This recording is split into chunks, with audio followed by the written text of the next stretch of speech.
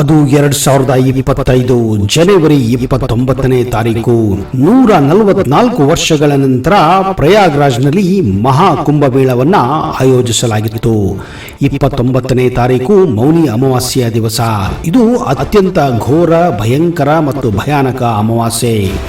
ಈ ದಿನದಂದು ಪ್ರಯಾಗ್ರಾಜ್ನಲ್ಲಿ ಜನಸಂದಣಿ ಜಾಸ್ತಿಯಾಗಿದ್ದ ಕಾರಣ ಸುಮಾರು 30 ಜನರ ದುರ್ಮರಣ ಕೂಡ ನಡೆದು ಹೋಗಿತ್ತು. ಇದಕ್ಕೆ ಕಾರಣ ಕಾಲ್ತುಳಿತ. ಮೌನಿ ಅಮಾವಾಸ್ಯೆಯ ದಿನದಂದು ತ್ರಿವೇಣಿ ಸಂಗಮದಲ್ಲಿ ಪವಿತ್ರ ಸ್ನಾನ ಮಾಡಿದರೆ ಮೋಕ್ಷ ಸಿಗುತ್ತದೆ ಎನ್ನುವ ನಂಬಿಕೆ ಇದೆ.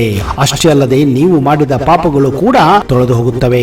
ಅಲ್ಲದೆ ಈ ಮೌನಿ ಅಮಾವಾಸ್ಯೆಯ ದಿನದಂದು ಪೂರ್ವಜರಿಗಾಗಿ ತರ್ಪಣ ಮತ್ತು ಪಿಂಡದಾನ ಮಾಡಿದರೆ ಅವರಿಗೂ ಕೂಡ ಮೋಕ್ಷ ಸಿಗುತ್ತದೆ ಎನ್ನುವ ನಂಬಿಕೆ ಇದೆ.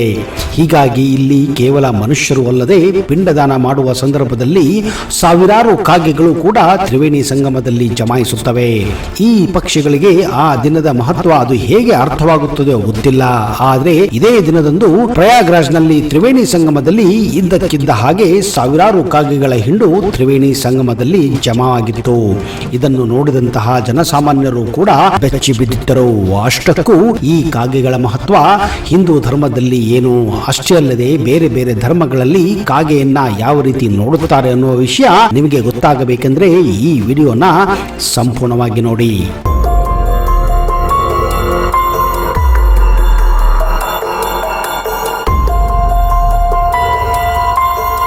ಪಾಶ್ಚಾತ್ಯ ದೇಶಗಳಲ್ಲಿ ಮನೆಯಲ್ಲಿ ಸಾವಿನ ನಂತರ 12 ದಿನಗಳ ಒಳಗೆ ಕಾಗೆ ಮನೆ ಎದುರು, ಕಿಟಕಿ ಮೇಲೆ, ಬಾಗಿಲಲ್ಲಿ, ಉಯ್ಯಾಲೆ ಮೇಲೆ ಬಂದು ಕೂಗಿದರೆ ಆ ಮನೆಯಲ್ಲಿ ಸತ್ತ ವ್ಯಕ್ತಿ ಪುನರ್ಜನ್ಮ ಹೊಂದಿದ್ದಾನೆ ಎನ್ನುವ ನಂಬಿಕೆ ಇದೆ. ಒಂದು ಕಾಗೆ ಸತ್ತರೆ ಅದರ ಸುತ್ತಲೂ ಹಲವು ಕಾಗೆಗಳು ಕೂಗುತ್ತವೆ. ಇದು ಸತ್ತ ಕಾಗೆಗೆ ಕೊಡುವ ಗೌರವವೂ ಹೌದು ಮತ್ತು ಬೇರೆ ಕಾಗೆಗಳಿಗೆ ಸಾವಿನ ಹಿಂದಿರುವ ಪರಿಸ್ಥಿತಿಯ ಬಗ್ಗೆ ಕೊಡುವ ಎಚ್ಚರಿಕೆಯೂ ಹೌದು. ಹಸುವಿನ ಬಾಲದ ಮೇಲೆ ಕಾಗೆ ಕುಳಿತಾಗ ನೀವು ಅದನ್ನು ನೋಡಿದರೆ ಮುಂದಿನ ದಿನಗಳಲ್ಲಿ ನಿಮಗೆ ಭಯ ಕಾಡಲಿದೆ ಎಂದರ್ಥ. ಅಂದರೆ ಕೆಟ್ಟ ದಿನಗಳು ಬರಲಿವೆ ಎಂದು ಅರ್ಥ ಕೊಡುತ್ತದೆ. ಹೀಗೆಂದು ಬರ್ಮಾ ದೇಶದಲ್ಲಿ ನಂಬುತ್ತಾರೆ.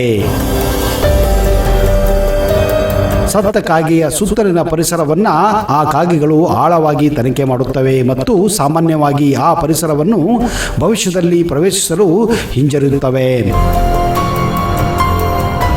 ಕಾಗೆಗಳು ಎಷ್ಟು ಬುದ್ಧಿಶಾಲಿಗಳೆಂದರೆ ಅವುಗಳನ್ನ ಫೆದರ್ಡ್ ಏಪ್ಸ್ ಅಂದ್ರೆ ಆಕಾಶದ ಮಂಗಗಳೆಂದು ಕರೆಯುತ್ತಾರೆ. ಕಾಗೆಗಳಿಗೆ ಪಕ್ಷಿ ಸಂಕುಲದಲ್ಲೇ ದೊಡ್ಡ ಗಾತ್ರದ ಮೆದುಳಿದೆ. ಇವು ಅತಿ ದೊಡ್ಡ ಮೆದುಳನ್ನು ಹೊಂದಿರುವಂತಹ ಪಕ್ಷಿಯಾಗಿದೆ.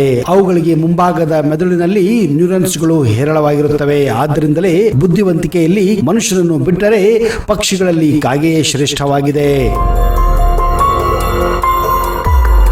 ಮನೆಯ ಅಂಗಳದಲ್ಲಿ ಇಟ್ಟಿರುವ ಯಾವುದೇ ನೀರು ತುಂಬಿದ ಪಾತ್ರೆಯ ಮೇಲೆ ಕಾಗೆ ಬಂದು ಕುಳಿತರೆ ಅದು ಧನಲಾಭವನ್ನು ಸೂಚಿಸುತ್ತದೆ ಎಂದು ಶ್ರೀಲಂಕಾದಲ್ಲಿ ನಂಬುತ್ತಾರೆ. ಅಂದರೆ ಮುಂದಿನ ದಿನಗಳಲ್ಲಿ ಹೊಸ ಆದಾಯದ ಮೂಲ ನಿಮಗೆ ಸಿಗಲಿದೆ ಎಂದು ಸೂಚನೆಯಾಗಲಿದೆ ಮತ್ತು ಕುಟುಂಬದಲ್ಲಿ ಸಂಪತ್ತು ಮನೆ ಮಾಡಲಿದೆ ಎಂದು ಇದು ಸಂಕೇತ ಕೊಡುತ್ತದೆ. ಇದನ್ನು ಭಾರತದಲ್ಲಿ ಕೂಡ ನಂಬುತ್ತಾರೆ. ಕಾಗೆಗಳು ಸುಮಾರು 20 ತರಹದ ಧ್ವನಿಗಳನ್ನ ಹೊರಡಿಸಬಲ್ಲವು. ಒಂದು ಪ್ರದೇಶದಲ್ಲಿ ಕಾಗೆಗಳ ಆಕ್ಸೆಂಟ್ ಅಂದ್ರೆ ಮಾತಿನ ರೀತಿ, ಮತ್ತೊಂದು ಪ್ರದೇಶದ ಕಾಗೆಗಳ ಆಕ್ಸೆಂಟ್ ಬೇರೆ ಬೇರೆ ಇರುತ್ತದೆ. ಕೇಳಲು ಒಂದೇ ಮಾದರಿಯಲ್ಲಿದ್ದರೂ ಅವುಗಳ ಶಬ್ದ ತರಂಗದಲ್ಲಿ ವ್ಯತ್ಯಾಸವಿರುತ್ತದೆ. ಮನುಷ್ಯರಲ್ಲಿಯೂ ಕೂಡ ನೀವು ಇದನ್ನು ಕಾಣಬಹುದು. ನಿಮ್ಮ ಮನೆಯ ಅಂಗಳದಲ್ಲಿ ಅಥವಾ ಮೇಲ್ಛಾವಣಿಯ ಮೇಲೆ ಬಾಯಲ್ಲಿ ಆಹಾರ ಇಟ್ಟುಕೊಂಡು ಕಾಗೆ ಕುಳಿತಿದ್ದರೆ ನಿಮ್ಮ ಆಸೆ ಶೀಘ್ರದಲ್ಲಿಯೇ ಈಡೇರಲಿದೆ ಎಂದು ಸೂಚನೆ ನೀಡುತ್ತದೆ. ಹೀಗೆಂದು ಫ್ರಾನ್ಸ್ ದೇಶದಲ್ಲಿ ಹಾಗೂ ರಷ್ಯಾ ದೇಶಗಳಲ್ಲಿ ನಂಬುತ್ತಾರೆ. ಕಾಗೆಗಳು ಮನುಷ್ಯರ ಮುಖ ಮತ್ತು ಧ್ವನಿಯನ್ನು ತುಂಬಾ ಚೆನ್ನಾಗಿ ಗುರುತಿಸಬಲ್ಲವು. ಕಾಗೆಗಳ ಜೊತೆ ವೈರತ್ವ ಒಳ್ಳೆಯದಲ್ಲ. ಒಂದು ಅಧ್ಯಯನದ ಪ್ರಕಾರ ಯಾವ ವ್ಯಕ್ತಿಯನ್ನ ಕಾಗೆಗಳು ಅಪಾಯಕಾರಿ ಎಂದು ಗುರುತಿಸುತ್ತವೆಯೋ ಆ ವ್ಯಕ್ತಿಯನ್ನು 5 ವರ್ಷ ನಂತರವೂ ಅವು ಗುರುತು ಹಿಡಿಯಬಲ್ಲವು ಮತ್ತು ಅವುಗಳು ತಮ್ಮ ಮುಂದಿನ ತಲೆಮಾರಿಗೂ ಈ ವಿಷಯವನ್ನ ಹಂಚಿಕೊಳ್ಳುತ್ತವೆ. ಯುರೋಪಿನಲ್ಲಿ ಕಾಗೆಗಳನ್ನ ಸ್ಪಿರಿಟ್ ಅನಿಮಲ್ ಎಂದು ಕರೆಯುತ್ತಾರೆ. ಮನುಷ್ಯ ಸತ್ತ ನಂತರ ಅವನ ಆತ್ಮವನ್ನ ಪುನರ್ಜನ್ಮದ ಕಡೆಗೆ ಕರೆದೊಯ್ಯುವ ಪಕ್ಷಿಯೇ ಈ ಕಾಗೆ ಎಂದು ನಮ್ಮ ಗರುಡ ಪುರಾಣಗಳಲ್ಲಿಯೂ ಕೂಡ ಉಲ್ಲೇಖಿಸಲಾಗಿದೆ. ಯಮದೇವರು ಕಾಗೆಗಳಿಗೆ ದೀರ್ಘಾಯುಷ್ಯನ್ನು ಕೊಟ್ಟು ತನ್ನ ಲೋಕದಲ್ಲಿ ಇರುವ ಪಿತೃಗಳು ನಿನ್ನ ಮೂಲಕ ಉಂಡು ತೃಪ್ತಿಯಾಗಲಿ ಎಂದು ಯಮದೇವರು ಕಾಗೆಗಳಿಗೆ ನೀಡಿದ ವರವಾಗಿದೆ. ನಿಮ್ಮ ಮನೆ ಮುಂದೆ ಅಥವಾ ಅಂಗಳದಲ್ಲಿ ಬಂದು ಕಾಗೆಗಳು ಜಗಳ ಮಾಡುತ್ತಿದ್ದರೆ ಮನೆ ಯಜಮಾನನಿಗೆ ತೊಂದರೆ ಕಾದಿದೆ ಎಂದು ಸೂಚನೆ ಕೊಡುತ್ತವೆ. ನೋಡಿದಿರಾ ಈ ಕಾಗೆಗಳ ಜಗತ್ತು ಎಷ್ಟು ಚಿತ್ರ ವಿಚಿತ್ರವಾಗಿದೆ ಎಂದು. ಕಾಗೆಗಳ ಗುಣಲಕ್ಷಣಗಳನ್ನ ನೀವು ಕೂಡ ಈಗ ಕಂಡುಹಿಡಿಯಬಹುದು. ಇಂತಹದೇ ರೋಚಕ ಹಾಗೂ ಆಶ್ಚರ್ಯ ಮಾಹಿತಿಯನ್ನ ಮುಂದಿನ ಸಂಚಿಕೆಯಲ್ಲಿ ಮತ್ತಷ್ಟು ತರುತ್ತೇನೆ. ಅಲ್ಲಿಯವರೆಗೆ ಜೈ ಹಿಂದ್, ಜೈ Karnataka. Keep watching Focus Kannada.